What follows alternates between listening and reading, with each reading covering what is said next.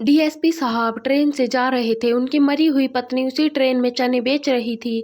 DSP Suraj Singh ने अपनी घड़ी पर नजर डाली। रात के 10 बज रहे थे। ट्रेन मुंबई की ओर दौड़ रही थी। बाहर अंधेरे में कभी कभी कोई गांव, कोई स्टेशन पीछे छूट जाता। अपन आंखें तो कहीं और ही देख रही थी, उन यादों की ओर जो वह चाहकर भी भूल नहीं सके थे। उनकी पत्नी सुमित्रा 1 साल पहले इस दुनिया से जा चुकी थी, मगर उसकी यादें अभी भी सूरज के साथ, उसकी हंसी, उसकी शिकायतें, सब कुछ था। इस यात्रा में भी वह अपने अकेलेपन से जूझ रहे थे। ट्रेन के अंदर हलचल थी। कुछ लोग सो चुके थे, कुछ खिड़की से बाहर देख रहे थे, कुछ अपनी कहानियों में खोए हुए थे। सूरज सिंह ने एक गहरी सांस ली और सीट पर सर टिकाए। तभी एक जानी पहचानी आवाज उनके कानों में पड़ी, चने ले लो, चने, ताजा ताजा गरम गरम चने। सूरज सिंह का दिल जोर से धड़क उठा। यह आवाज, यह तो सुमित्रा की आवाज थी। उनका दिमाग सुन पड़ गया।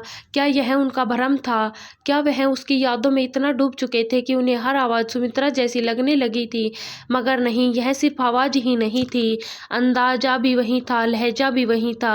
उन्होंने धीरे धीरे गर्दन घुमाई और जब उनकी नज़र उस औरत पर पड़ी जो चने बेच रही थी, तो उनकी सांस अटक गई। वहां भीड़ के बीच, ट्रेन के गलियारों में, क्या सुमित्रा जिंदा थी या यह कोई और थी?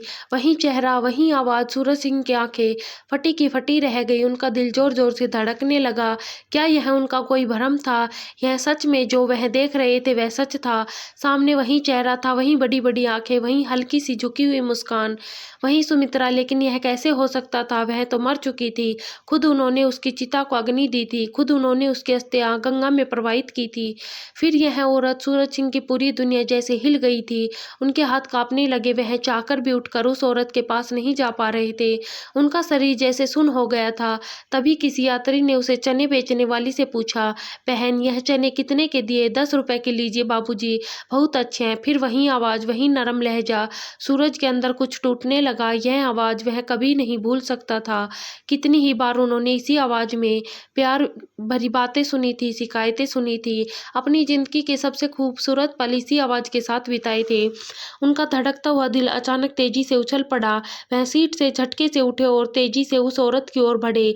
लेकिन तभी ट्रेन अचानक झटके से रुकी। सूरज अपनी जगह पर लड़खड़ाए गए। जब तक समझते वह औरत भीड़ में कहीं आगे बढ़ चुकी थी। उन्होंने तुरंत उसे आवाज दी और कहा, सुमित्रा। वह औरत रुक गई।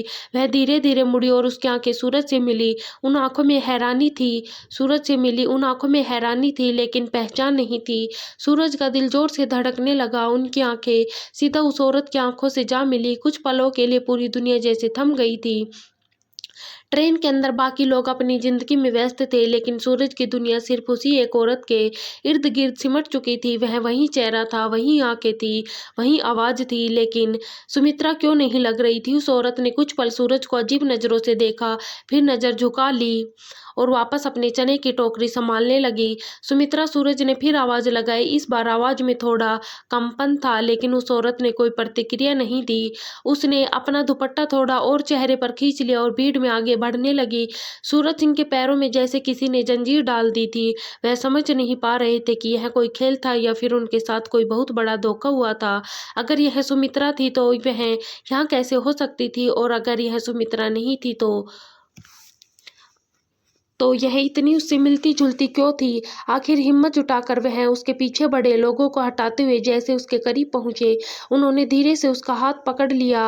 वह औरत चौंक गई। मुझे छोड़ दीजिए साहब, उसने तेज आवाज में कहा, जैसे वह घबरा गई हो। लेकिन सूरज ने अपनी पकड़ ढीली नहीं की।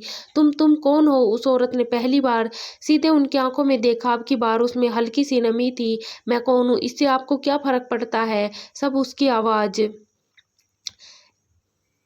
अजीब सा दर्द था। सूरज शिथिल रह गया। इस जवाब ने उसको अंदर कुछ तोड़ दिया था। फर्क पड़ता है, बहुत फर्क पड़ता है। उनकी आवाज कांप गई। कुछ यात्री इस तरफ देखने लगे। वह औरत असहज महसूस करने लगी। उसने सूरज का हाथ झटके से छुटाया। ट्रेन के अगले डिब्बे की तरफ आ गई। सूरज के बिना सोचे समझे उसके पीछे दौड़ लगाई। लेकिन जैसे ही वह अगले डब्बे में पहुंचा तो वह औरत वहां नहीं थी। वह गायब हो चुकी थी। सूरज दरवाजे के पास पहुंचे। उन्होंने चारों ओर नजर दौड़ाई, लेकिन वह औरत कहीं नहीं थी। यह कैसे संभव था? ट्रेन तेजी से चल रही थी। वह अचानक कहाँ गायब हो सकती थी? डिब्बे में यात्री अजीब नजरों से उन्हें देखने लगे। कुछ ने हैरानी से पूछा, क्या हुआ साहब? लेकिन सूरज के पास कोई जवाब नहीं था। उनका दिमाग तेजी से दौड़ रहा था। क्या यह सच में उनकी सुमित्रा थी? अगर हाँ तो वह भाग क्यों गई? अगर नहीं तो कोई बिल्कुल उसकी तरह दिखने वाली औरत इस ट्रेन में इस आवाज़ के साथ? क्या यह सिर्फ इत्तेफाक था? वह नहीं, यह इत्तेफाक नहीं हो सकता। सूरज बुदबुदाया। तभी एक बूढ़े यात्री ने पास आकर कहा, बेटा जिसे ढूंढ रहे हो वह शायद पिछले स्टेशन पर उतर गई होगी। पिछले स्टेशन? लेकिन अगर वह सच में सुमित्रा थी तो वह गरीबों की तरह चने क्यों बेच रही थी? सूरज की आंखों के सामने 1 साल पहले की घटना घूमने लगी। सुमित्रा का एक्सीडेंट, उसका अस्पताल में भर्ती होना, फिर डॉक्टर का यह कहना कि वह नहीं बची, और फिर उसका अंतिम संस्कार। अगर वह मरी नहीं थी तो फिर? उनका सिर दर्द से फटने लगा। क्या कोई गहरी साजिश थी, या फिर कोई ऐसा राज जो उनसे समय से छुपाया गया था? लेकिन अब यह मामला सिर्फ यादों और भावनाओं का नहीं रहा, यह सच्चाई जानने का सवाल था। सूरज ने तय कर लिया कि वह इस रहस्य की जड़ तक जाएंगे। उन्होंने तुरंत अपनी जेब से मोबाइल निकाला और पिछले स्टेशन की लोकेशन चेक की। अगर वह वहां उतरी थी तो मैं उसे ढूंढ निकाल लूंगा।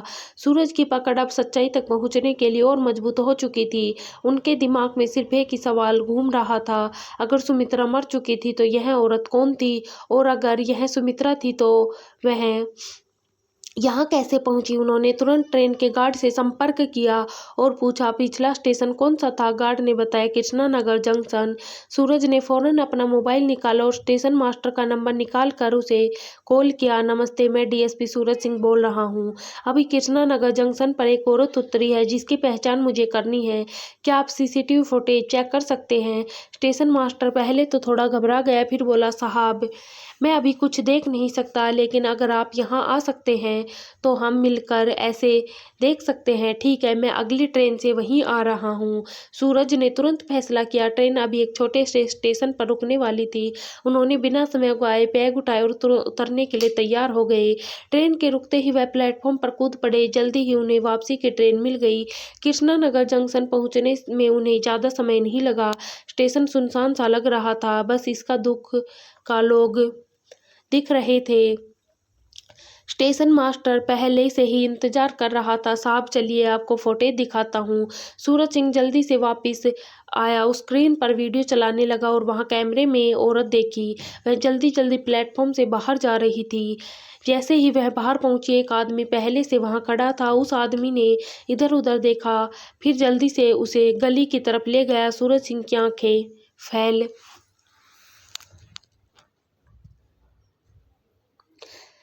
गई। यह कौन है? स्टेशन मास्टर ने सिर हिलाया। पहली बार देख रहा हूँ साहब, लेकिन शायद यह गली स्टेशन के पीछे वाली बस्ती में जाती है। सूरज ने तुरंत तय किया कि वह उस बस्ती तक जाएगा और पता लगाएगा कि वह औरत कौन थी और किसके साथ गई थी। उन्होंने गहरी सांस ली और अपने होल्स्टर में रखे पिस्तौल पर हाथ फेरा। अब यह सिर्फ एक इमोशनल नहीं था, बल्कि एक रहस्य को उजागर करने की जंग थी। सूरज ने स्टेशन मास्टर को धन्यवाद दिया और तेजी से बाहर निकल आए। देखा सामने वही गली उनके सामने थी, सुनसान अंधेरे में डूबी हुई। उन्होंने जेब से मोबाइल निकाला और टॉर्च ऑन की।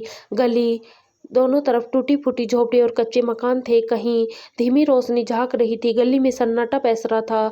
सूरज सिंह आगे बढ़ ही रहे थे कि अचानक किसी के कदमों की आवाज़ सुनाई दी। उन्होंने तुरंत अपनी पिस्तौल निकाली और आवाज़ की दिशा में ध्यान लगाया। कोई था। गली के आखिरी एक छोर पर एक हल्की की परछाई दिखाई दे रही थी। सूरज सिंह तेजी से आगे बढ़े। जैसे ही वह मोड़ के पास पहुंचे, एक दरवाजा धीरे से बंद होता दिखाई दिया। उन्होंने बिना समय गवाए दरवाजे पर पहुंचकर जोर से खटखटाया। कौन है? अंदर से एक महिला की आवाज आई। पुलिस, दरवाजा खोलो। सूरज की आवाज सख्त थी। कुछ पलों तक सन्नाटा रहा, फिर दरवाजा धीरे धीरे खुला। अंदर जो औरत खड़ी थी उसे देखते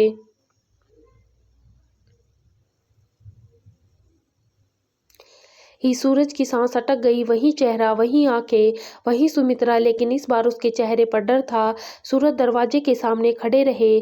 सामने वही चेहरा था जिसे उन्होंने 1 साल पहले खो दिया था, लेकिन इस बार उसे चेहरे पर अजनबीपन था, डर और घबराहट से भरा हुआ अजनबीपन। कुछ पल तक दोनों एक दूसरे को देखते रहे। फिर सूरज ने कांपती आवाज में कहा, सुमित्रा। उस औरत की आंखों में हलचल हुई, जैसे वह यह नाम सुनकर चौंक गई हो, लेकिन अगले ही पल उसने खुद को संभाल लिया। आप कौन हैं?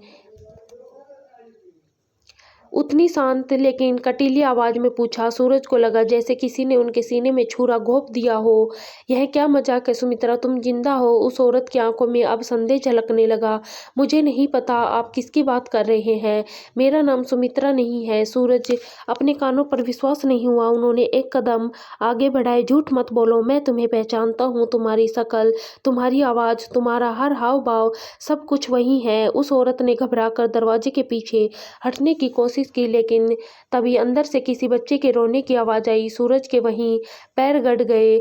बच्चा। औरत ने तुरंत दरवाजा बंद करने की कोशिश की, लेकिन सूरज ने झटके से उसे धक्का देकर दरवाजा खोल दिया। सामने एक छोटा सा बच्चा खड़ा था, 3-4 साल का होगा। सूरज की आंखें चौड़ी हो गई। उस बच्चे की शक्ल उनसे मिल रही थी। उनके दिमाग में एक विस्फोट सा हुआ। यह बच्चा कौन था? और अगर यह सुमित्रा थी तो 1 साल पहले जो हुआ था वह झूठ था। सूरज के पैर कांपने लगे। सामने वह औरत खड़ी थी जिसे वह अपनी पत्नी मानते थे, जो 1 साल पहले मर चुकी थी, और उसके पीछे खड़ा था एक बच्चा जिसकी शक्ल उनसे मिलती थी। कमरे में गहरा सन्नाटा सा छा गया। उस औरत ने तुरंत बच्चे को अपनी गोद में उठा लिया और पीछे हट गई। उसकी आंखों में घबराहट थी, लेकिन सूरज सिंह की आंखों में सवालों का तूफान उमड़ रहा था। यह बच्चा कौन है? उनकी आवाज भरी थी और चुप रही। सूरज सिंह ने एक कदम आगे बढ़ाया। तुम मेरी पत्नी सुमित्रा हो या ना? फिर मुझे इतने समय से धोखा मिल रहा था। उस औरत की आंखें भर आई। उसने काटते हुए कहा, मैं आपको नहीं जानती, आप चले जाइए। लेकिन सूरज सिंह अब पीछे हटने वाले नहीं थे। उन्होंने जबरदस्ती कमरे के अंदर कदम रखा और चारों ओर गर्दन घुमाई। कमरा छोटा था, दीवारों पर जगह जगह सीलन के निशान थे। कोने में एक पुराना टैंक रखा था। टैंक का ढक्कन आधा खुला था और उसमें कुछ ऐसा दिखा जिसने सूरज के रोंगटे खड़े कर दिए। वहां उनकी और सुमित्रा की शादी की तस्वीर पड़ी थी। सूरज सिंह निकालते हुए वह तस्वीर उठाई और सुमित्रा की तरफ देखा। अब भी कहोगे कि तुम मुझे नहीं जानती? सुमित्रा की आंखों में आंसू गिरने लगे। वह सुबकते हुए दीवार के सहारे बैठ गई और बच्चा उसके गोद में दुबक गया। अब सच छुप नहीं सकता था। सूरज सिंह ने धीरे से कहा, सुमित्रा सच बताओ, तुम जिंदा कैसे हो और इस 1 साल में तुम कहाँ थी? सुमित्रा की आंखों में गहरा दुख झलक रहा था। उसने धीरे से सिर उठाया और कांपती आवाज में कहा, सच बहुत दर्दनाक है सूरज, और शायद तुम इसे जानने के लिए तैयार नहीं हो। सुमित्रा की आंखों में आंसू बह रहे थे, लेकिन सूरज सिंह अब और इंतजार नहीं कर सकते थे। उन्होंने ठंडी आवाज में कहा, अब सच छुपाने का कोई फायदा नहीं है, मुझे सब कुछ जानना है। सुमित्रा ने गहरी सांस ली। उसने अपनी गोद में बैठे बच्चे को सीने से लगाया, फिर कांपती आवाज में बोली, जिस दिन मेरा एक्सीडेंट हुआ था उस दिन मैं मरी नहीं थी। मुझे मारने की कोशिश की गई थी। सूरज सिंह का पूरा शरीर सुन पड़ रहा था। क्या कहने की कोशिश कर रही हो? सुमित्रा ने धीरे से सिर हिलाया। उसकी आंखों में डर उतर आया, जैसे वह फिर से उसी रात को जी रही हो। एक्सीडेंट के बाद जब मुझे अस्पताल ले जाया गया तब मैं अध मरी थी। तुम मुझसे मिल पाते, इससे पहले ही मुझे किसी ने वहां से गायब कर दिया। सूरज सिंह की सांस अटक गई। किसने? सुमित्रा के होठ कांपे। उसने धीमे स्वर में कहा, तुम्हारे ही घर के किसी अपने ने। सूरज सिंह का दिमाग सन बन गया। कौन था वह और उसने ऐसा क्यों किया? सुमित्रा की आंखों में नफरत और डर एक साथ दिखने लगे। उसने बच्चे के सिर पर हाथ फेरा और फर्श की तरफ देखते हुए मुश्किल से कहा, तुम्हारे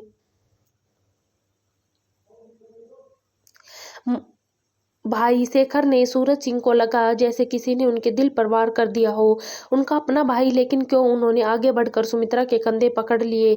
सुमित्रा, पूरा सच बताओ, आखिर शेखर ने ऐसा क्यों किया? सुमित्रा की आंखों से फिर आंसू निकले, क्योंकि उसे डर था कि यह बच्चा उसकी दौलत छीन लेगा। सूरज सिंह की मुठ्ठियां भींच गई। उनका अपना भाई शेखर, उसने सुमित्रा को मारने की कोशिश की और यह बच्चा। सूरज सिंह का गला सूखने लगा। उन्होंने कांपती आवाज से पूछा, क्या मतलब है? उनके अंदर की पुलिस की तेजी और एक पति और पिता की भावनाएं आपस में टकरा रही थी। तुम कहना चाहती हो कि शेखर को यह बच्चा रास्ते का कांटा लग रहा था? सुमित्रा ने सर झुका लिया। जब मैं प्रेग्नेंट थी तब शेखर को पता चल गया कि तुम्हारी सारी प्रॉपर्टी और पिताजी की दौलत में तुम्हारा हिस्सा तुम्हारे बेटे के नाम होने वाला है।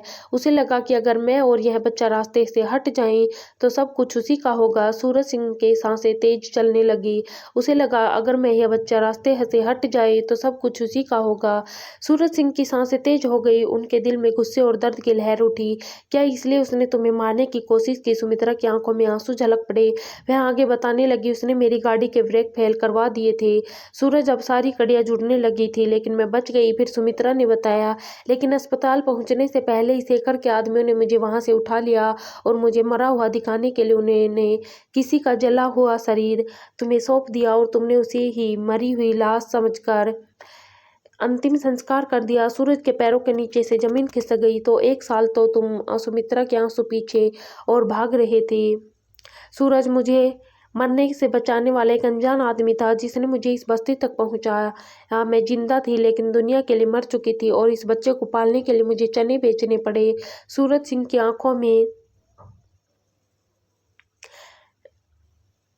आंसू आ गए। उन्होंने धीरे से बच्चे की ओर कदम बढ़ाए, लेकिन तभी बाहर किसी के तेज कदमों की आवाज आई। सुमित्रा के चेहरे पर डर लौट आया। सूरज, उन्होंने हमें ढूंढ लिया। सूरज सिंह के कान सतर्क हो गए। बाहर कदमों के हाथ बढ़ती जा रही थी, कोई तेजी से उनकी ओर बढ़ रहा था। सुमित्रा घबराकर दीवार के साथ सट गई और बच्चों को अपनी गोद में छुपा लिया। उसकी सांसें तेज चल रही थी।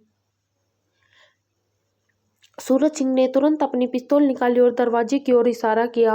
अब मैं तुम्हें कुछ नहीं होने दूंगा। दरवाजे के बाहर हल्की सरसराहट हुई, फिर किसी ने जोर से दस्तक दी। दरवाजा खोलो। आवाज वही थी, ठंडी और धमकी भरी। सूरज सिंह के दिमाग में अलार्म बज उठा।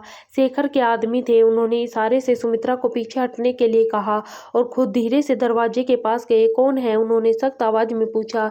यह सवाल पूछने वाला तुम नहीं हो डीएसपी साहब। हमें पता है तुम अंदर हो और तुम्हारे साथ वह औरत भी है। दरवाजा खोलो वरना अच्छा नहीं होगा। सूरज सिंह के अंदर गुस्से की लहर दौड़ गई। अगर इतनी हिम्मत है खुद खोलने की कोशिश करो। बाहर कुछ पलों तक सन्नाटा रहा, फिर अचानक जोरदार धमाका हुआ। किसी ने दरवाजा तोड़ने की कोशिश की थी।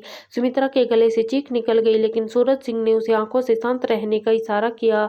अब लड़ाई शुरू हो चुकी थी। सूरज सिंह ने पिस्तौल निकाली और जैसे ही दरवाजा दूसरी बार झटका खाकर खुलने लगा, उन्होंने गोली चला दी। सूरज सिंह के गोली चलाते ही बाहर अफरा तफरी मच गई। किसी के चीखने की आवाज आई और फिर बिल्कुल सन्नाटा छा गया। सुमित्रा डरती हुई कोने में दुबक गई। बच्चा उसकी गोद में छुपा हुआ था। सूरज सिंह सांस रोककर दरवाजे की ओर देखते रहे। उनके पिस्टल अभी क्या कोई मरा था या फिर सिर्फ डर गए थे? तभी बाहर से एक और आवाज आई, पीछे हटो, डीएसपी अकेला है, ज्यादा देर तक टिक नहीं पाएगा। सूरज सिंह के नजरें सतर्क हो गई तो शेखर ने अपने गुंडों को यहां तक भेज दिया। उन्होंने तुरंत दरवाजे के पास रखी एक टूटी हुई लकड़ी खींची, दरवाजे के हैंडल में फंसा दी, जिसे वह अंदर से लॉक हो गया। फिर वह तेजी से सुमित्रा के पास पहुंचे। सुमित्रा, हमें यहाँ से निकलना होगा।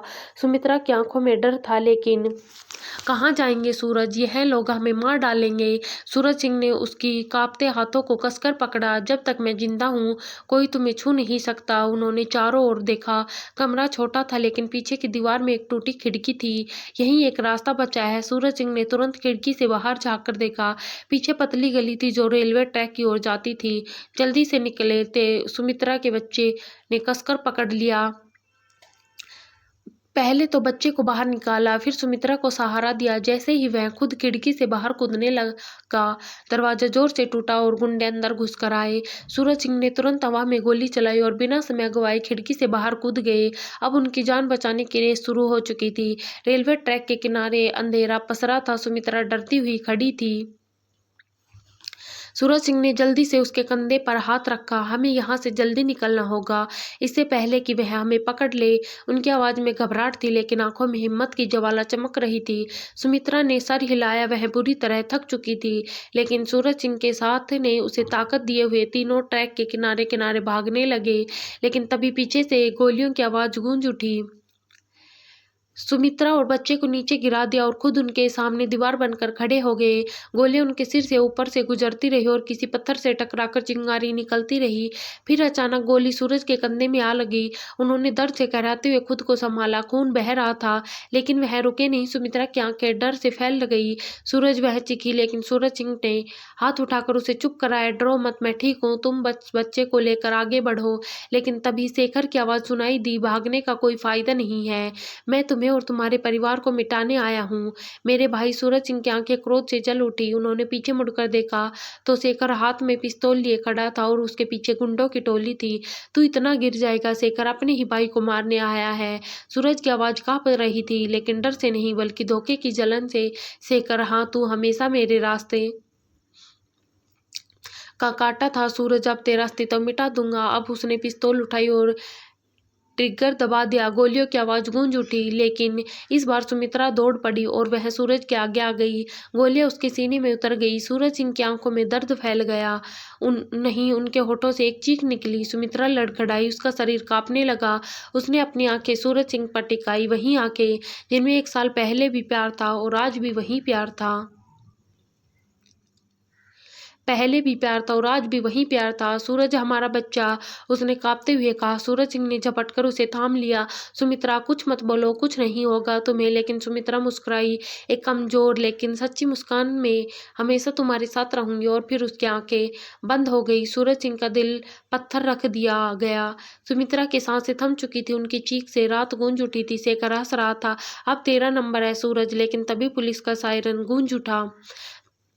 सूरज सिंह ने पहले ही बैकअप बुला लिया था। पुलिस ने शेखर और उसके आदमी को घेर लिया।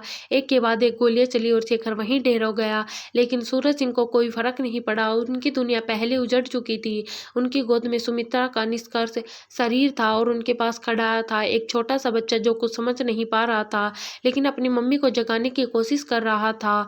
मम्मी उठो ना, मम्मी उठो ना। सूरज सिंह की आंखों में आंसू गिर गए। उन्होंने बच्चे को अपनी बाहों में समेट लिया। आज उन्होंने सब कुछ खो दिया था, लेकिन उन्होंने एक वादा किया, अपने बच्चे को अंधेरे में नहीं खोने देंगे।